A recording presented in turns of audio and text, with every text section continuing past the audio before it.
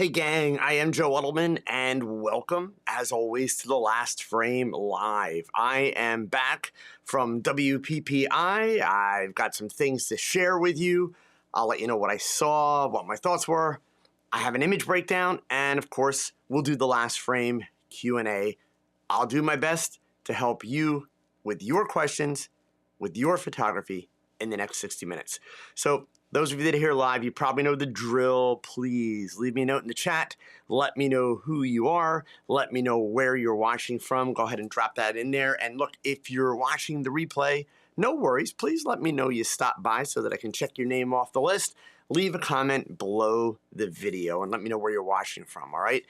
Tonight so far, we've got Keith here in Virginia, Philip all the way from Thursday in Queensland, Australia, Lynn in New York. All of you, part of a growing global community of photographers in over 100 countries who tune in to watch The Last Frame every week. And for that, I'm going to work really hard to help you with your photography in the next 60 minutes, okay? So, of course, one more thing. Look, I got to ask. It would help a lot more people find out about The Last Frame. Do me a solid, hit the thumbs up. It's not for my ego. It's simply the way the YouTube algorithm works, right? More thumbs up. They perceive it to have more value. They share it out with more people who have an interest in photography. And while you're down there, don't be afraid to hit that share button. Let your photography friends know that we are streaming live on YouTube right now. Okay? All right. So just a couple super quick like news things. We'll hit that first, right? Just updates on teaching stuff coming up. And literally, I just got off the plane a couple hours ago, so I have not had the opportunity to kind of update a lot of this stuff. But next Thursday, 14, let's see. Yeah, that's Thursday. Next Thursday night, sorry. Post-processing raw files, how to develop your images so they always look their best. Look, if you're one of those people, and I don't care if you're using Lightroom, if you're using Adobe Camera Raw, if you're using Skylum products like Luminar Neo or just regular Luminar, or if you're using Affinity or DxO, it doesn't matter what you're using. If you're one of those people that opens up your images and, you know, you kind of randomly, it's like, well, you know, I'm not liking the color, let me play with the color all. And then on the next image, it's like, oh, it needs to be a little bit brighter. Let me make it a little bit brighter. And I'm going to use the exposure slider. And then on the next image, oh, the contrast is a little flat in the shot. Let me give it a little contrast and use the contrast slider. No, you're developing bad habits and you're even using some of the wrong sliders if you listen to those descriptions I just gave you. So I would encourage you, check out this presentation. Registration is required. It's $10. That's it. It's a 2-hour presentation. You will get an email 24 hours after the presentation. You'll have 72 hours, 3 days, to be able to rewatch it. There's also a digital download with a whole bunch of notes and resources that you can check out afterwards. So I hope to see you there. Also then, the middle of this month, well, I say the middle of the month, it's 2 weeks away, right? I'll be down in Austin, Texas. It says on your screen, March 17th, I'll be doing Mastering Creativity. That's actually been moved. It's going to be on the morning of the 18th. Again, I just got back, so I haven't been able to catch up with the stuff, and I'm sorry. It'll be the morning of the 18th. I'll be doing that at the main store for Precision Camera. And then on the afternoon of the 18th, this one's fun. Literally with Precision Camera and Sony and Nanlite and possibly some other suppliers and a whole bunch of models, we are going to take over the Q2 soccer stadium in Austin, Texas. We have the whole stadium to ourselves. We're going to have some lighting. We're going to have models. We're going to be able to do really cool stuff. This is like a really new stadium. It's really colorful, very modern and contemporary looking. Really looking forward to this opportunity. So it'll be a lot of fun, okay? So that stuff's all coming up. Don't miss it, all right? So WPPI, let's hit it. Number one, it's still going on. So if you have a chance, you know, for those of you that are out on the West Coast, or maybe, maybe you're in Arizona, or, if you're in like Southern California especially, and you can get to Vegas without too much trouble, you still have the rest of today and tomorrow for the event and the trade show, right? So definitely an opportunity. The way that I would characterize it this year, great energy, hands down. I was there last year. I did not attend WPPI the previous August when they kind of did the quickly thrown together one, trying to get one in after, all the stuff that had happened with the pandemic. And that was really for contractual obligations. They did that one, which was, really, really small attendance. So business wise, they kind of had to do it, right? Last year, it was good. People kind of, getting back into the swing of things. This year, WPPI kind of definitely had its vibe back. A lot more people, a lot more vendors. Still not back to pre-pandemic levels on any category, right? It's just not. But I'll tell you what, there is a lot more of. A lot more younger photographers, a lot more shooting experiences, which I'm a big fan of, right? All the stuff that they're putting together is really meant to be very, very experiential. So it was a lot of great opportunities for people to shoot and do fun stuff, and all that stuff is still going on. So, hopefully they make some money this year and we were able to come back and do it again next year, even bigger and better, and, potentially get this event back to its glory days. Time will tell, right? From a gear standpoint, equipment standpoint, all that kind of stuff, I mean, there were no big gear announcements around this show. For those of you that are maybe a little bit newer to photography, what you might not know is that if we go back a little ways, definitely pre-pandemic, camera manufacturers, lens manufacturers, companies like Tamron, Sigma, and that, they would routinely release product, like the press releases and the big, woo, look at this, right before the trade shows where thousands of people could go and actually touch it and feel it, right? So I don't know that we're going to have a lot of that happening in the future, because obviously these companies have learned how to do it very, very effectively online. But so there were no huge announcements. There was some cool new products and product categories there, which I'm honestly really excited about. And I will share that stuff with you. Actually, some of the stuff I have here, it actually just arrived today, but like 20 minutes before I came on to talk to you. So I don't have it fully unpacked and I can't show you yet, but I will tell you, for me, so for my nerdiness in the studio, the two companies that had stuff that I was really, really excited about, Cheetah Stand. You may have heard of them. They're based down in Texas. Over the last year or maybe 2 years, I forget exactly which it is, but they've gone through a change of ownership. Still, it's a local change. The gentleman who started it, he's retired. And it's two young guys that have taken it over. And man, these guys have got serious energy and they have started to overhaul the product line.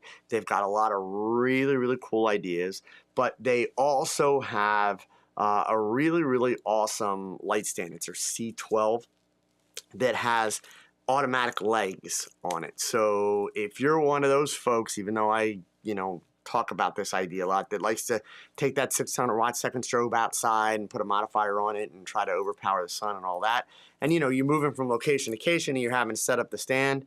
Any of you that have used the light stand, you know how much a pain light stands can be when you're moving them a lot, because you're going to collapse the legs so that you're not tripping while you're walking with them. Then you got to put the legs back down and you got to tighten it down, or if you forget to tighten it, right, it's a mess. This new Cheetah Stand, you basically tap it on the ground, the legs open up, you pick it up, the legs fold. It's amazing. And you know what? It works. Works really, really well. So I will share more information with that, or about that, with you guys next week. And also a company that you may have heard of in the past and may know them for some other products. The company is Expo Imaging. They are the company that created the Expo disc, which came about in the film days, became very, very popular, and in a lot of cases almost necessary in the digital era, in the early days of the digital era. And they are also the company responsible for the Rogue flash benders, which I have talked about in the past and even used in a few of my videos. You can see the Rogue flash benders in use and doing some light modifications. So they've come out with a new line of modifiers that are round. So you could still use them on rectangular lights, of course, but they are round. But the cool part is they're designed to compete with Magmod, right? I would argue they're a little bit better. Most of their system is lighter and less expensive than Magmod's. I would argue that it's definitely more durable in some cases as far as the pieces and how you might use them. I see it as a system that's having a lot of promise. So I just received a copy of it today, the full system. I'm going to set it up, run some stuff with it this week. I'll give you my full thoughts next week. And the folks at Expo Imaging have also taken over the distribution of Nissan products and even some of the light stands. The Nissan sells the carbon fiber light stands, which are amazingly lightweight, which I'll share those with you. And they came up with, in fact, here, this part I can show you easily. They now have this Rogue travel umbrella set, right? So in this little pouch, which is, just over 2 feet, right? Barely over 2 feet. There are two umbrellas. There is a 32-inch umbrella. So that's the size that you see me using all the time, which also works. It works as a shoot-through. It's a diffused, translucent umbrella. And then there is a 38-inch umbrella that has a diffusion sock. So I'm going to hold that up really close, get the camera refocused. So those are the two things that are in it, right? But the real magic on this set, and by the way, super lightweight, like crazy lightweight. I'll give you all the specs next week. The umbrellas are built with fiberglass rods in them, so super lightweight. But the sock that goes over the front of that umbrella, if you've ever used one of those types of modifiers before in an umbrella, they're a nightmare to get on because you kind of got to stretch it, you got to hook it on the ends of the umbrella pieces, and it's time consuming, right? It's one of those really, really annoying things. It's like the old soft boxes that weren't collapsible where you had to line up the fiberglass rods and pop them into the mount. Nightmare. Not this thing. They came up with a really brilliant way to literally be able to take that sock, that front diffuser, set the umbrella in it, open up the umbrella, and poof, it's on. Like, super fast, super easy. So, you know me, I'm a lighting nerd, right? So that's the kind of stuff that I was, really attracted to in the trade show. Again, trade show bigger than last year, still very small compared to where it was pre-pandemic levels. And I'm not so sure that the trade shows are going to get back to pre-pandemic levels. It was really good to see Canon and Nikon at the show with actual booths. Not the size and the kind of booths that they had, again, pre-pandemic, but Nikon had a stage. They brought out a lot of their ambassadors to do talks and that, which are always awesome. Canon's kind of onto a new format, which I think is a really great format where their booth, big portion of their booth are these shooting bays. Really very creative ones. In fact, they had several of their explorers of light, like Lindsay Adler, Vanessa Joy, they helped kind of design these shooting bays and the shooting experience. So the way they do their presentation is their ambassadors do the presentations in various shooting bays, but then as an attendee at the show, they have models in the bays and you are then able to also take images in them. So really, really pretty cool setup. So that's the WPPI piece. We'll see where it goes. Again, it's going to come down to profitability. We do know that WPPI dramatically lowered the cost of the conference this year. It used to be well over $200 for a full conference pass.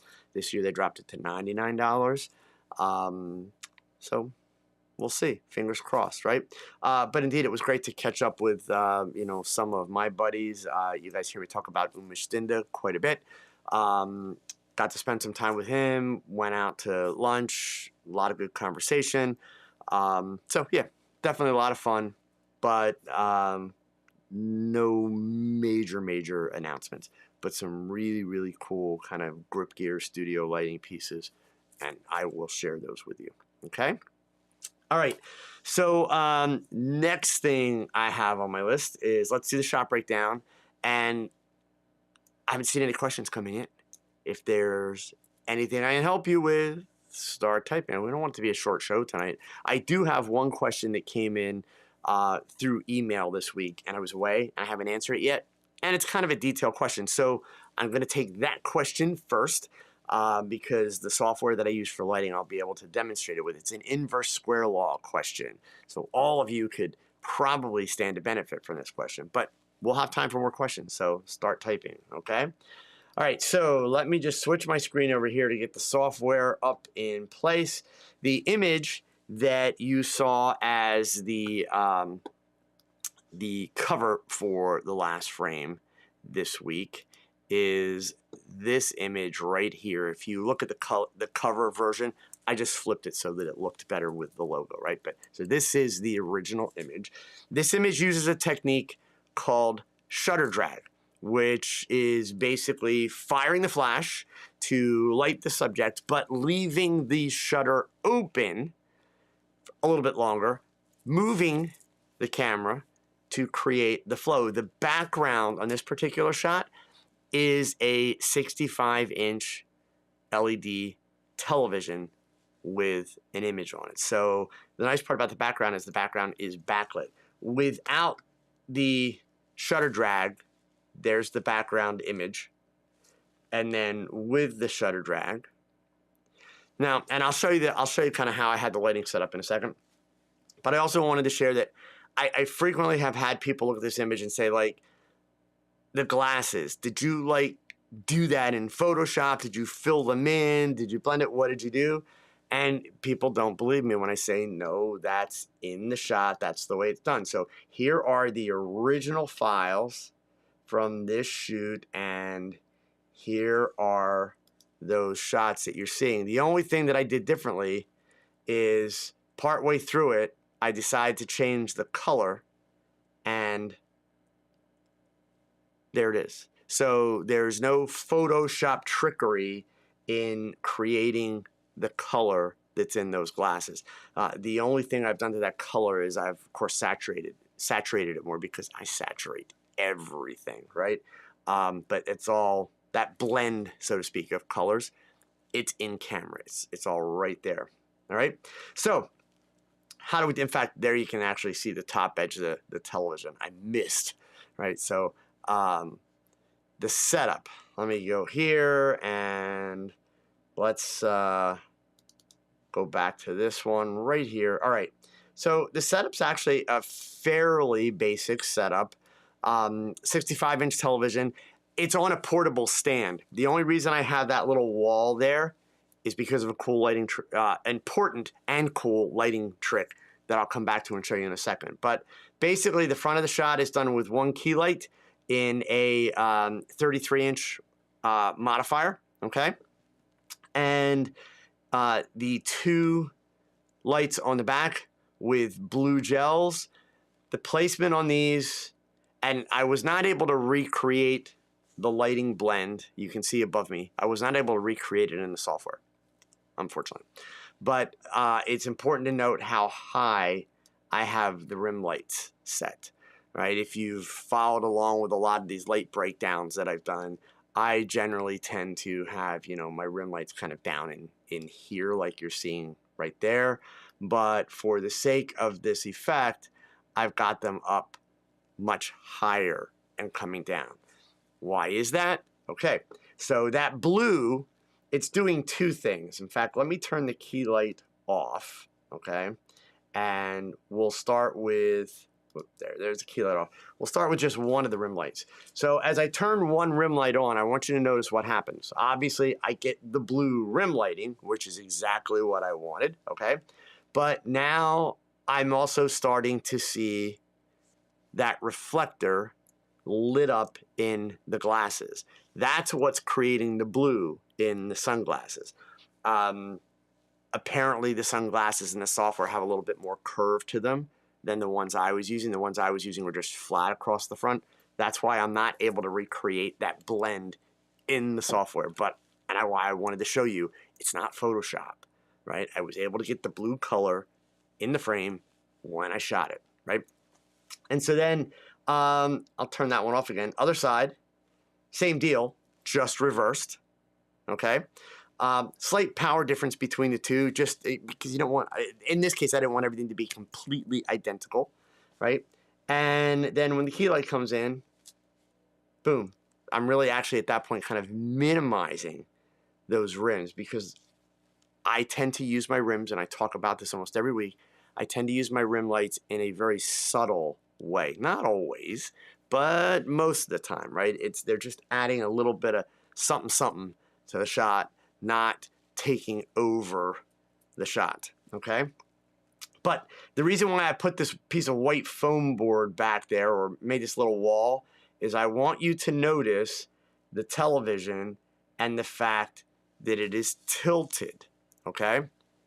So when you're working with a television as the background, and by the way, I will share the link to I did a video about using the televisions. In case you've never seen it, I'll share that link in a few moments. And I also have a video about shutter drag, so I'll share that link too. But you will very easily pick up a reflection of your key light, and if you use a fill light, your fill light in the television, and then it looks like crap. So the trick is you're going to tend to tilt the TV down. Not a lot, just a little. And that way you're not going to see the reflection. So remember, light travels in a straight line, right? All that kind of stuff. So that's the whole idea, is just that little tilt. You get rid of reflections, problem solved, right? So that's the only reason that whiteboard is there. It's just to be able, so that you could see easily that television is tilted. Now, one other tip: when I shoot with the television as a background, I tend to use slightly longer lenses. I like to go with like 150 millimeter for the 65-inch TV. So when I was shooting Olympus, which this shot was done with an Olympus camera, okay? So it was done with the 75 millimeter focal length lens, which Micro Four Thirds, you double it, so it's 150 millimeter equivalent. If I was going to do it today with my Sony and my Tamrons, I would use a 70 to 180, and I would shoot between 150 and 180. Why so long a lens? Because you've only got a 65-inch television as the width. I still like to create a little bit of separation between my subject and the TV. In this case, you notice I've still got 5 feet, right? And you don't have to have 5 feet, but because if it's less than 5 feet, the background is then bigger in relationship to your subject's head. But I like to keep that little bit of distance. It gives me a little bit more control. So that means a shorter lens, as the field of view spreads out, you're going to be off the television, right? So I want the entire frame. I want the TV to fill the entire frame in the background. So that's why I go with a longer lens. It's basically creating a little bit more compression, right? And then I am trying as much as possible, as I'm doing the shot, to make that background image look the way that I want it to look in the finished image. So, just as a reminder, right? Here, let's go back here again. Here's the finished image. So obviously you can tell those colors have been saturated and, given a little bump, and that's 0159. So just to go back, here is, the original image. There it is right there, 0159, right? So, and actually, there you go. That's one of the ones where I missed. But you can see side to side, everything is there. The blurriness is there. It's all there. And I'm going to get to the shutter drag, moment in a second, right? But I'm looking to get as much of that into the shot in real time as I possibly can, right? So longer lens is what allows me to do that. You can also tell, because of the inconsistency with this, I was shooting this handheld. If I were telling you and you're just starting out this idea, if I was going to really help you, I would tell you it's honestly a lot better to work with a tripod the first time you try. And I don't mean the shutter drag. Tripods actually make shutter drag a little bit harder, but I'll explain why that was important to me for this. Just in general, using the TV concept as a background, it's a little bit easier to use the tripod because you're going to, one time, make sure that your composition has the television filling the frame. And then as long as you don't move the camera, you can keep posing the subject or changing the subject and shooting, and you're good to go. But, and I got off track, I'm sorry. One of the things I like about the TV idea is, let's say I want the background to be a little more blue. Or let's say I change my mind and I decide, you know what? I don't want that background to be blue. I want it to be pink. I can go into the computer right there in the studio, throw that image into Photoshop, create a copy of it, change all the hues in the image, and put it back up on the screen.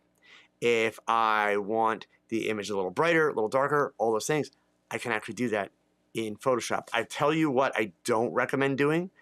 Yes, you can lighten and darken the TV screen. And the TV that I have, by the way, is dedicated for a background.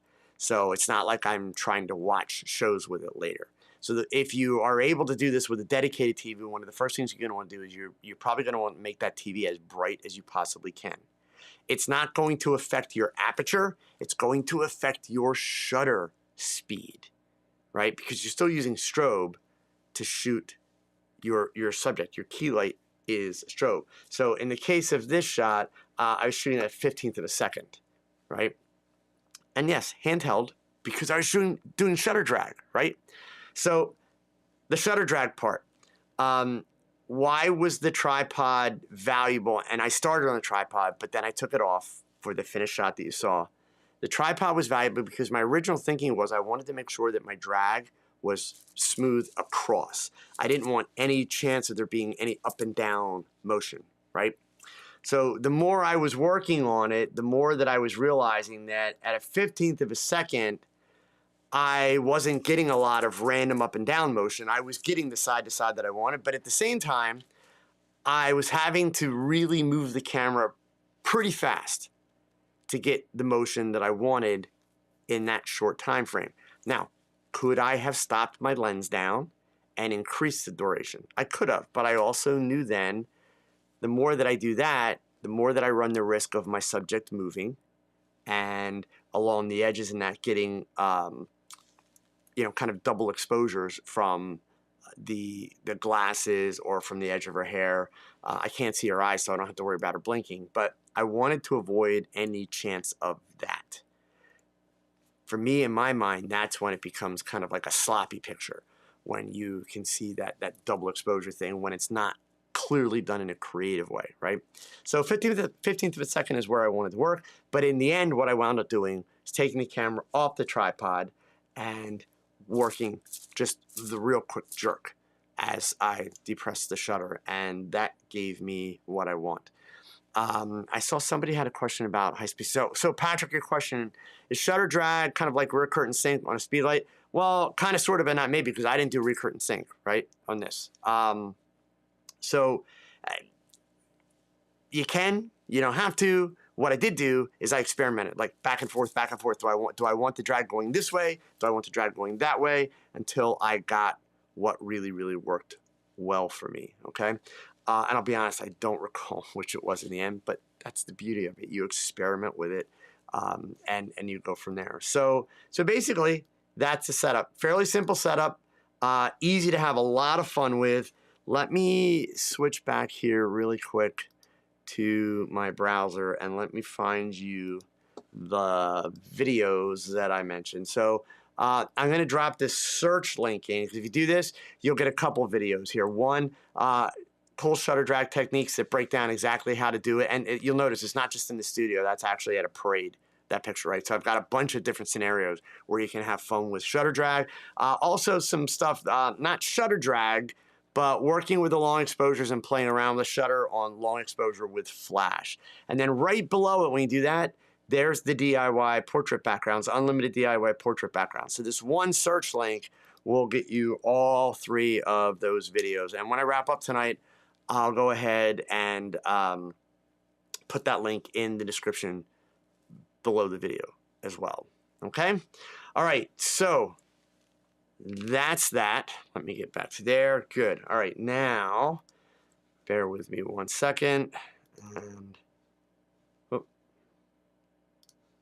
leave that right there. Okay, cool. So another question here.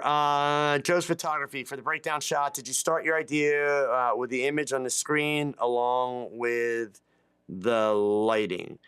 Uh, no. If you're talking about the... are you talking about the 3D software, Joe, or are you talking the picture in general? Like, where did the idea come from? If you're talking about the picture in general, the idea was a Hail Mary. I'll completely own it. I had pretty much done the things that I intended to do with that particular young lady. And I had just gotten these feather collars, which I was planning to use for another set of pictures with another idea. So I decided, okay, let's see what happens if I kind of combine some of this stuff, right? I had done the whole shoot with the TV as a background. I had not previously selected a background to go with this picture. So what I wound up doing while the model was in makeup, having her hair slicked back and having her makeup touched up, I went through a stock photo site and started looking for an image that I thought would work. And my first thought was I wanted to kind of make it a little bit urban, kind of a little bit dark and moody, but still, of course, colorful because I do lots of color. So then I had the idea of like, ooh, okay, so if we're going to do like dark and urban and that, let's look for graffiti. So I started searching for graffiti, and then I found this, image of, kind of this tunnel, this walking tunnel. And that's what, I came up with. So I did have that image when I did the shot. It wasn't added later. It's on the TV. But no, the idea literally was one of those, it was an efficient shoot. I still had time left, so I used that time. You guys hear me talk all the time about the idea of work your shot. I plan all my shots in advance, except for situations like this. But if I get to a point where the shoot has gone very, very well and it was efficient and I'm done and I still got 45 minutes or an hour left, I'm not going to send everybody home because, number one, makeup artists and that, I'm paying them anyway. I'm going to go ahead and I'm going to use that time and I'm going to create something. So this happened to be one that I was able to put together, very, very quickly. And that's also part of why I wanted something with the glasses. You guys have heard me talk a lot before. If I would have used the same makeup from a previous shot, then it's just going to look like a bunch of different pictures taken on the same day, right? And I probably had about 45 minutes left in the day, if I remember correctly. In 45 minutes, I can't say to my makeup artist, hey, I need you to redo that entire face and then come up with something really creative, right? That's not possible. So the easiest way to have two pictures but not be able to put them side by side and say, oh, they're clearly taken on the same day in the same shoot, cover the eyes and cover the makeup completely, which is what I did with the glasses. I have a collection of probably about 30 pairs of sunglasses that I've all bought on clearance, really cheap on Amazon. And I'll use different ones in different ways. Eventually some of them I pop the lenses out and just use them as if they were regular glasses, as props, all kind of stuff like that. But yeah, I will routinely go through Amazon and look to see where I can find either inexpensive, super cheap, or just kind of fancy, interesting ones, but on sale. And all you got to do is when you go to Amazon, type in fashion sunglasses for women or men if you're shooting men, whichever, and you'll find all kind of crazy stuff, right? And for me, part of it is it's like if I can look at that pair of glasses and my first thought is like, who the hell would wear that? Bingo, that's one to photograph. But that's like one of my triggers, right? Because that says to me, this is not a pair of sunglasses that's going to show up in a ton of pictures. This right out of the box starts me off being different. That's super important to me. Okay. So, Luis, any tips for using a projector to do the background on a seamless or wall, as well as to project to the subject's face? I'll do it in a controlled environment. Yeah, don't do it. I'm sorry. So here, I can actually show you, bear with me one second. I did not have these prepared, but I can access them fairly easily. I'll show you one of the challenges of using a projector, okay? Now, I did these images a few years back. Maybe there is some new projector technology out that will allow you to kind of beat this problem. So here, let me switch the screen over here, and I'll explain what you're seeing in this shot. So I'll show you 3 images here, right? Or 4 images actually. So there's that one. There's not that one. Sorry, it is 3 images. So it's this one. In fact, it's not that one. My gosh, I promise it's these 2 right here. Okay, this image and this image, right? Certainly, like, not the most amazing thing I ever did. There may be one more picture in here. But these are with projectors, Luis. This is why I'm grabbing these. Yeah. So those are the only projector images I think that I have in here. Let me just make sure that I didn't miss anything. Yeah, it's, whoops. Yeah, it's those. Okay, so the problem that I ran into with the projectors is that you get little dots in it. So let's see which one we can see it most. Like here, see the moire pattern on the cheek, and see the dots, right? That's from the projector. And then of course, anywhere there are lines, the projector doesn't handle the lines without shifting the color. So it's not to say that, oh, you can't do that, but it's just to say it's a challenge. Also, what you have to understand, if you're going to project, that if you add any flash in at all, anywhere, that flash is probably going to obliterate what you've projected onto the face. So in the case of this particular picture that's on the screen now, I just had a black background. She was sitting literally right in front of it. I projected the pattern onto her, took the image. In post-production, I took the same pattern, selected her, masked out the background, dropped in the pattern, and then reduced the opacity to make it darker, right? So the background in this particular shot is not projected.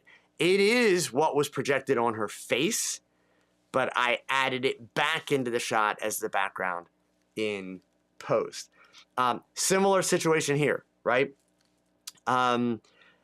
We had this kind of crazy gold leaf makeup. And by the way, this is an example of, certainly you've probably never seen this shot before because it's not in my portfolio. It's not one that I use for marketing. But let me give you the backstory on it. No excuses, right? But this is just so you guys are thinking through things in the future when you're trying stuff.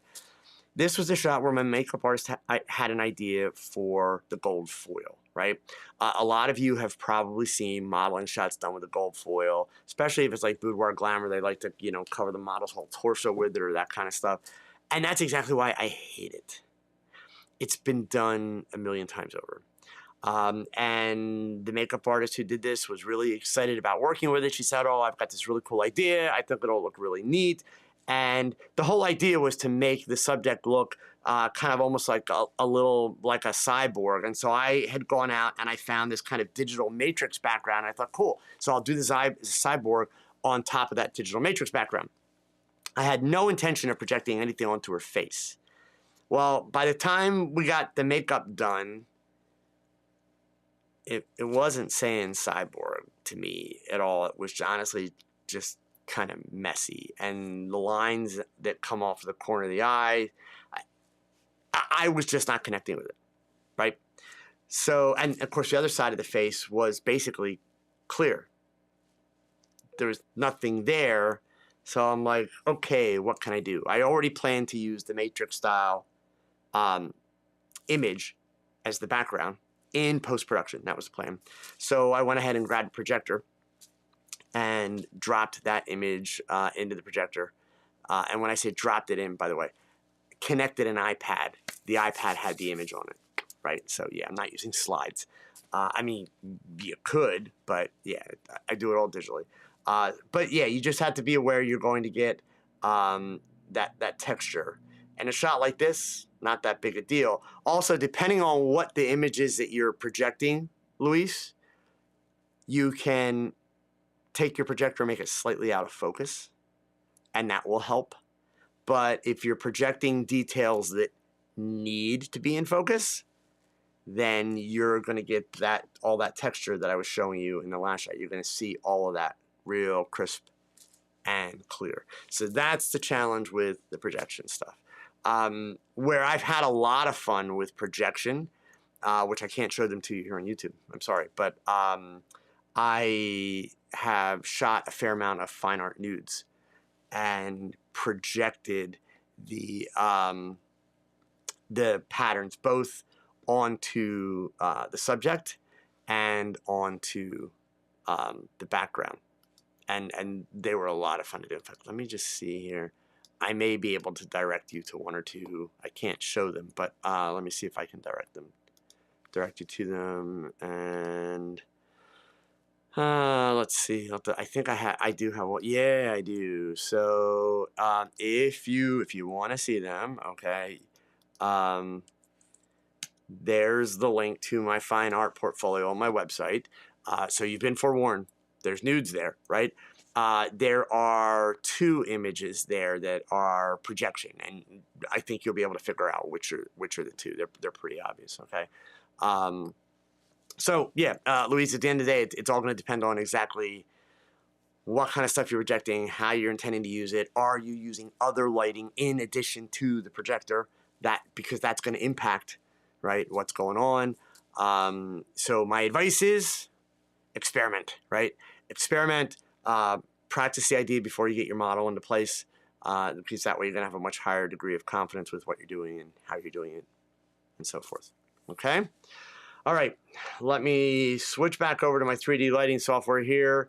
And I told you we had a question. So let me read this question to you. And I really do. I'm going to ask you all sincerely, like, please actually try and pay attention to this, because and I'm not insulting anybody, honest, but most of you could actually benefit from this conversation that we're about to have. So the question came from Dan Jensen, and talking about the inverse square law. And, he says, obviously you've explained it. He said you did a great job. Thank you, Dan. But I'm still a bit confused. So he said, I watch a lot of YouTube videos on lighting and was always under the impression, so there's kind of the problem right out of the box, right? I watch a lot of YouTube videos on lighting, just saying, okay? I was always under the impression that the larger the light in relationship to the subject, so bigger light, that means the softer the light. That's the impression that he has always had. And that is correct to an extent. So that's me talking. Now, let me go on with his question. And he goes on to say, and then the further away the light is from the subject, the harsher the light becomes. And that can be correct. That's fact. But not always, right? So here's where we're starting to get then kind of the first breakdown in terms of understanding. And this can be confusing, so follow me, gang. So then Dan goes on to say, but the following statement seems to contradict that lesson. Could you help me understand? And the statement that he quotes is actually part of the definition of the inverse square law. So ready? Here it is. Quote, light intensity or brightness drops much faster closer to the source than it does further away from the source. That also means that the closer your subject is to your light source, the harsher the shadows and the quicker the light will dissipate. The further your subject is from the light source, the dimmer the light will be, and the shadows will be softer, and the light will spread over a larger area, right? So hopefully you can understand now where he's seeing the contradiction, because initially it was said that if you back the light up, it's going to get harsher, right? But then the inverse square law definition is saying it's going to spread more and make it softer. So let me explain and let me show you, right? I'm going to switch the screen back over here, and I'm going to do these real time, by the way, on this software. So this is something that in a perfect world, I should have rehearsed to make sure that I'm going to do all the right things. But I think we can make this work. So he mentions a bigger modifier. So we're going to go to a bigger modifier, and let's see, let's get rid of that. So right out of the box, here's one of the reasons why I talk to you so much about, like, why do you really need such a big modifier? Because I want you to notice, it's the same model. I took the sunglasses off. I got rid of the TV. The light stand is in the exact same spot. as it was. So I haven't changed the position of the light. I've just changed the modifier to a nice big modifier. But notice then, now I have a situation where, look above me, where my modifier is going to cause me to have to do one of two things. Either move my camera, which would actually be a stupid thing to do in my opinion. I'm not going to have my light make me decide where I put my camera. Or it means I have to move my light, but I already had the light where I wanted it. So I'm the kind of photographer that just says to me, your modifier is too big, right? So the point is, if you're going to use really big modifiers, you need a lot more space to shoot. So understand that before you go out and buy that kind of crazy stuff. But for the sake of conversation, we'll go ahead and we'll move this thing just out of frame, right? And there it is, okay? So what I want you to watch now, and this again, this is a 59-inch octabox that's on here right now. And where you're going to get the, to be able to see kind of best what's happening here is pay attention to this side of her face. You can see my mouse up above. So without moving it, first of all, so let's break down a couple of things. This first piece is not inverse square law. This is just about modifiers, right? So without moving the light, but going to a smaller modifier, let me switch that over and we'll go down to like 24 inches. I'm not going to go really tiny, but like 24 inches, okay?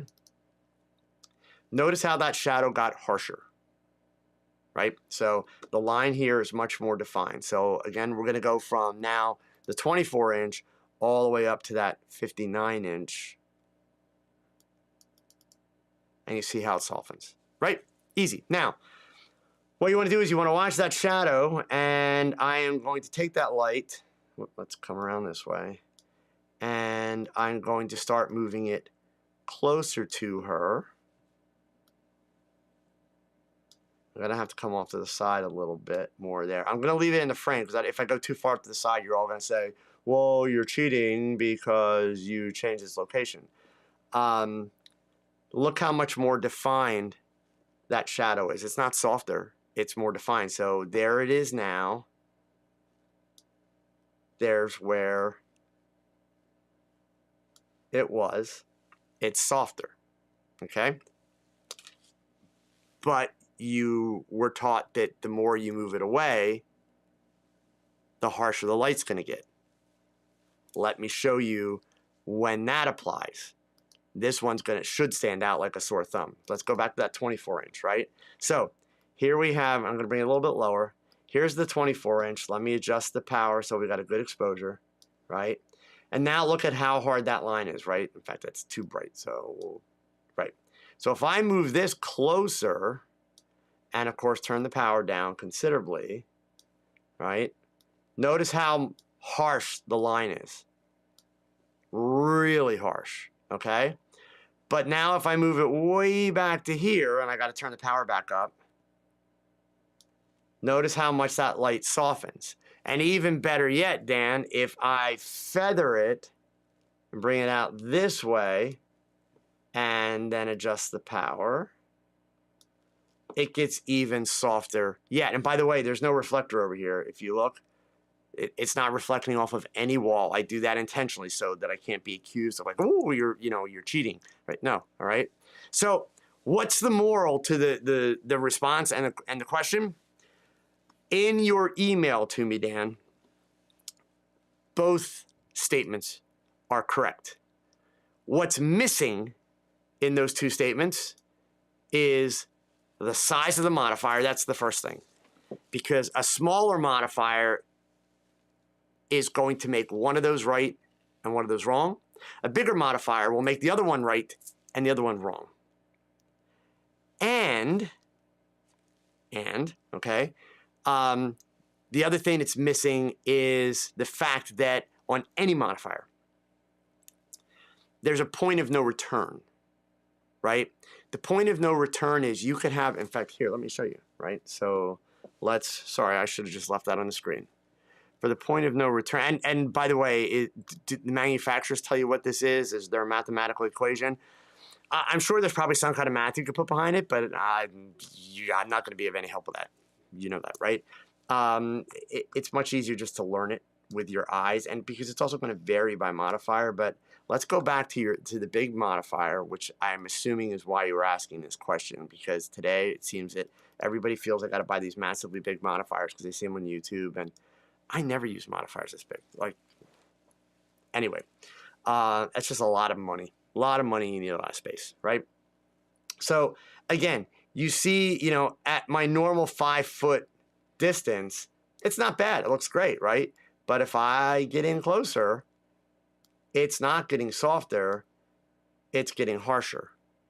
And that's because the closer to the light source, the faster the light falls off. That's the first statement that you quoted, right? So I call it the point of no return, right? There's a point where, yes, the bigger box will be softer. But if you start moving it close, there's a point of no return. And after that point of no return, it's not softer, it's harsher and continues to get harsher.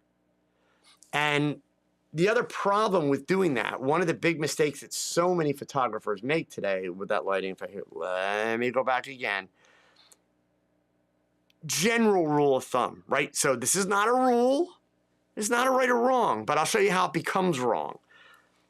There's no rule that says you have to use a specific size modifier. There's no rule that says you have to have your light set at a certain distance. But here's what happens. Let me take this model's outfit, and what I'm going to do is I'm going to put her in a tube top just so that I have bare shoulders, right? And you guys know that I do a lot as the foundation for a lot of my beauty shots, right? So I'm also going to tweak the composition here a little bit because I want her shoulder in the picture. So if I've got my light back on that 5-foot mark where I like it to be, let me get it aimed here and do all that stuff. I'm going to make sure we're going to go right for her forehead. No matter where we put it, we'll put the red line right on the forehead. I need to brighten it a little bit, okay? So at a little less than 5 feet away from the front of the modifier, right? It's probably, you know, going to be about 4 feet. I want you to notice how much brighter this shoulder is compared to this shoulder. And it, by the way, gang, here's a practical inverse square law lesson that every one of you should learn to pay attention to, right? And you don't have to know the inverse square law to know this. You have to see what I'm showing you right now and never let it happen. So we have to ask, like, is that shoulder distracting compared to this shoulder compared to her face? I would say it's not horribly distracting because it's not really brighter than the face. But what I would rather do is I would probably bring my light up a little higher. So since it's so big, I would even aim it up a little higher. And now, notice, now her face is the brightest part of the image, which for me, for a portrait, that's what I like. So I've got 3 different tonal sets now. Face, slightly darker shoulder, much darker shoulder here. But our brains expect that, right? Obviously, the light's on camera, right? We can see that, so we expect this side of the picture to be a little bit darker. You know, also in a perfect world, I'd probably, you know, move this over a little bit more, and you see how it balances out a little bit more, right? But, and if I back it up even further, by the way, whoops, that's the camera. Let's not do the camera, sorry. If I back that light up even further, and again, we adjust the exposure, now notice all of her skin tone is the same. Shoulders, both shoulders. And, okay, so this one's maybe a tad brighter. We'll back it up a little more. Let's go ahead and aim that back on her forehead like I said I was gonna. Okay, good. So I gotta brighten the whole image just a little bit, all right? And so now the problem is, you know, everything's balanced, but the lighting also looks really flat and boring. There's no real depth to it, right? Flip side, if we go super, super, super close, and here's the rookie mistake that everybody tends to make, all right? I'm gonna pull the power down. I'm gonna move it just out of the frame, just enough out of the frame so you see all of her. We'll pull the power way down. But now what I want you to notice is this, right? Whoops. So when I get a good exposure on her face, there we go. We can go a little brighter on her face. So there, all right. There's a good exposure on her face, but what's the brightest part of the picture? It's this shoulder, okay? Especially if I straighten this modifier up. Look how much brighter the shoulder is than her face, and then this one's a lot darker. So those are the kinds of things that you need to be watching for with that. That, gang, is exactly why you hear me talk about getting a mannequin. Because, of course, you're never going to want to do that with a person sitting in front of you, right? Because if you've got a person sitting in front of you, you want to make a picture. Understandable. That's where it's great to work with mannequins. And then you can simply, kind of like Dan is doing in his question, you can be curious. Like, well, if I move it close, what happens? If I, move it back, what happens? If I aim it forward? It's just like we talk about the idea, of feathering, right?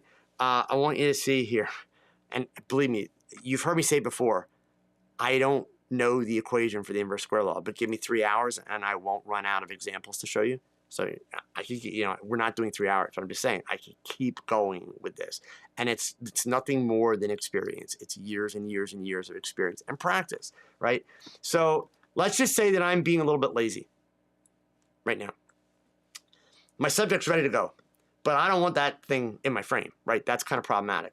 So how am I going to get out of my frame? Well, I'm going to do two things. First, I'm going to try and straighten it up, as much as I can, which is actually good because if you've listened to me in the past, you know that I like the majority of my light coming from above my subject. And if you look at the light here on her, I've got really, really nice shape and what I would call modeling. I don't mean as in a model, but modeling of her face. I'm still not happy with these, differences from here to here, but, right, this is actually, for me, what I consider to be nice light. My catch lights are huge because I'm using this massive modifier, but I still want the modifier out of the frame, and I want to do it quickly. I don't want to have to retest my exposures or anything like that. All I have to do is feather it. Boom, right? So I've aimed it literally straight, whoops, here, let's go to there, straight across from her, like that, okay? It's out of the frame, but now look how nice that lighting is, right? And I even have, a little bit of separation from the background, okay? Here, let me show you one really dirty trick. And then we're over time, and I'm done. So let me find, so we're going to do, I'm going to put a black background back there, right? But I don't want it that black because indeed there is no separation from the background. So let's do this. And can I change the color? I can't change the color. Sorry. Let me take that out. We'll do an actual background. But I want to make the background like a charcoal gray. Granite gray. That works. Okay. So I want you to notice that the background is darker on camera right than it is on camera left. And this is my setup, right? So remember, I got to the point where I liked what this light's doing. It's out of my frame. Super simple, nice, easy lighting, right? But I'd like the background to be a little bit more even. It doesn't have to be perfectly even, but a little bit more even. The easiest way to do that, and again, I'm going to use the inverse square law. I'm going to angle the background. And now it's even. And if I want it a little lighter, I'll bring it up closer. And now it's darker with a little bit of separation, but it's even, right? So because of the extreme angle that this modifier is shooting across, there's not as much light hitting this side of the background. That's why I brought this side of the background closer to the light source, right? So this is why you practice, gang. This is, why you experiment. If it was like a more neutral gray, so obviously each shade of gray, you get a little bit more separation, but that's the idea. So inverse square law, it's a tool. It is your best friend or your worst enemy. But I will tell you this, the only time it's your worst enemy, and I promise you this, the only time it's your worst enemy is if you don't pay attention to it and you don't understand it. Okay? All right, gang. Perfect timing. It is time for us to wrap up. And I'm not going to lie, I'm going to go sleep. I took a red eye back to Pennsylvania last night from Vegas, and I am just whooped. So, but seriously, for all of you, thanks for either being here live or watching the replay. Remember, if you're watching the replay, leave me a comment and notes below. I hope you found some value with what I shared tonight. Next week, I will talk about those cool gadgets that I found at WPPI that I brought home with me or had shipped. I also have a couple little things to give away next week, some software. So make sure you tune in because you have to be here live for that. So make sure you tune in next Wednesday. But, oh, and last thing, please, if you found use, hit a thumbs up, right? Remember, you don't get back the days that you'll waste. So pick up your camera and shoot something because your best shot, it's your next shot, gang. Do the work.